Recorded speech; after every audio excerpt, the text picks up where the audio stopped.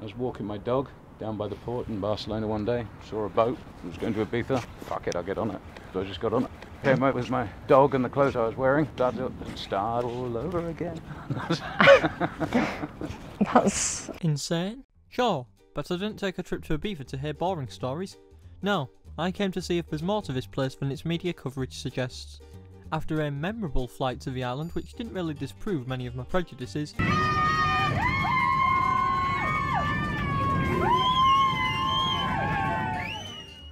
I was worried that Ibiza may really be nothing more than a party island.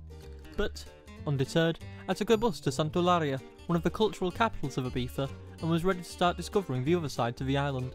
I met up with a few local experts who gave me an introductory lesson in local history. In this town, there's the ayuntamientos, the council offices. Now, on either side of the road, there are two bars. One is called Can Cosmi. Can is basically, if you say Can Cosmi, it's Cosmi's place. And on the other side is Royalty. Well, royalty, okay, sounds one way. Yeah. Me is another, right? And they used to be at war. So people on this island used to be at war with the Civil War. But across those two bars, they used to shoot each other. My local contacts went on to explain how, to many of the island's natives, agriculture is seen as the backbone of their society. La cultura viejo de pesca, de aceitunas, de oil, aceite y todo esto. Oil, arrobas, almendras, higos. Sorry to be too botanical, but this is a very common plant, bougainvillea. Gives beautiful flowers all year round. They're not really flowers. This bit in the middle is the flower, and these bits are just coloured leaves. Huh. I feel strangely betrayed. I know, the plant fucking lied to me. It wasn't all sunshine and rainbows though. Construction works and environmental damage are scarring the Ibizan landscape as it tries to meet the demand for tourism. Lo único malo aquí para la influencia del turismo, es lo que han roto ¿cómo se dice? Las montañas, la costa, el río, la construcción, el mar, porque echan toda la mierda al mar y las depuradoras no funcionan. Este es el problema en la isla. This is an old Roman bridge, and that's the only river on the island. It barely flows. Oh, that? Yeah, that green slime down there. What a sad little attempt at a river. Oh, the ducks are nice there, though. I like the ducks. There'd have to be some really nice ducks. And they were nice. Just a little camera shy, maybe. The following day, we were back on the road and headed to the famously beautiful Esvedra.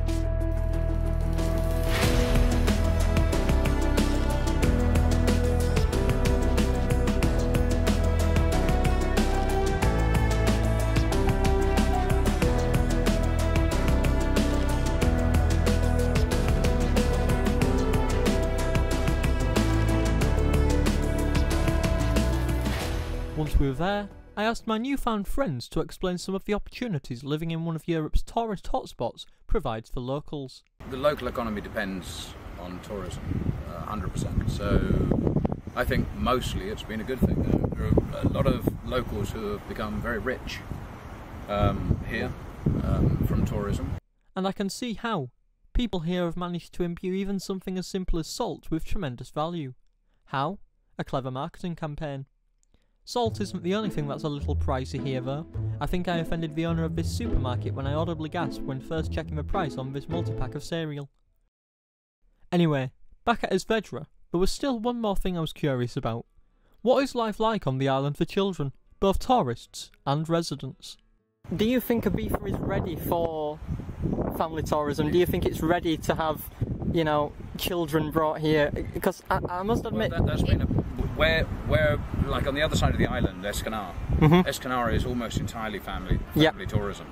And Santa Eulalia in particular, like Santa Eulalia since the last 5 years, it has UNICEF certification as a child-friendly place. Right, yep. So I know it doesn't really get a lot of press, but that's been the fact already for many, many years. Despite all that, I still couldn't quite wrap my head around the idea of children being born and raised here. Luckily, I bumped into these two lads, both of whom had lived in Ibiza their whole lives, and who helped make growing up on the island seem a little more normal to me. Muy buena vida porque hay muchos jóvenes, muchos sitios donde ir a hacer fiestas también. La verdad que está muy bien. The exact same priorities as young people everywhere. But, unsurprisingly, they too were aware of Ibiza's dependence on visitors. Pues mira, el turismo aquí en Ibiza es muy importante, ya que trae sobre todo economía. Sin él no viviríamos, ya que pues, nos trae todo, dinero, felicidad, de todo, alegría. Y ya que tenemos muy buenas playas, buen clima y de todo, por eso vienen tanta gente, ¿no? Más turistas que residentes aquí. Nowhere is this ratio of tourists to residents higher than in San Antonio. What by day is an ordinary, peaceful street, by night becomes exactly what the media present the entire island as being. For every quaint, authentic restaurant in San An, there's a club that made Ibiza famous, and for every one of them, there's a colonel or a king. It's loud, obnoxious, and reminded me of some friends I'd met at the start of this trip. Hey, she's lost her sex toy, Tom. She lost sex toy. I can't say I was too disappointed when my night in San An drew to a close.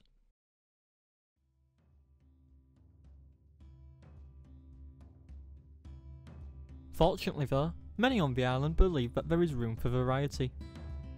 So we have two Ibizas. Yeah. Anybody that comes to Ibiza can go the traditional, cultural way and look for our, as I say, our culture, our gastronomy, our tour our villages and see the more natural and antique part of the island, of Ibiza, of the culture. And then, of course, there's the party island that everybody knows. I think already for a number of years they've been trying to do what they consider clean it up. I don't know if trying to cut out a certain type of offering, if it's going to be that, like completely, if it's going to be a good thing for the island, because it has many things going for it. One of those things is undeniably the island's rich history. So before I left Ibiza, I had to visit the best representation of this island's complex past, Dolt Villa, the Old Town. Founded by the Phoenicians, given to the Carthaginians, offered autonomy under the Romans, briefly ruled by the Vandals and Byzantines, then truly conquered by the Moors, who were attacked by the Norwegians, who in turn were attacked by the Catalans, who in turn were attacked by the Turks, but who all fell to King Philip V of Spain. Ibiza's story is one of many, many ups and downs. Over 2,500 years of near constant cultural restructuring. These Renaissance-style exterior walls were the design of the Catalans, who introduced defensive and offensive methods of protecting the citadel. Inside, the narrow cobbled streets do genuinely have a magic to them. Armies have fought time and time again for the port at the foot of the town, a key strategic location controlling access to the Med. The UK maintains ties with Gibraltar for almost this exact same reason. Songs from a bygone era echo through the tunnels of the Old Town, performed by talented local musicians. And finally, at the very top, a courtyard, offering views stretching for miles. The town is topped with the Catedral de Santa María de las Nieves de Ibiza, or Cathedral of Our Lady of the Snows, which is the old...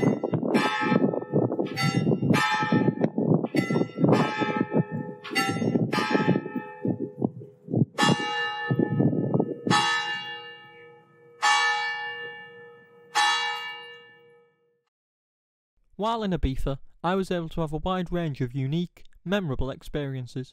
From meeting wacky, kind locals, to sampling the local foods and exploring this beautiful island, my trip proved to me that Ibiza is in fact way more than just a party island. Thanks for watching.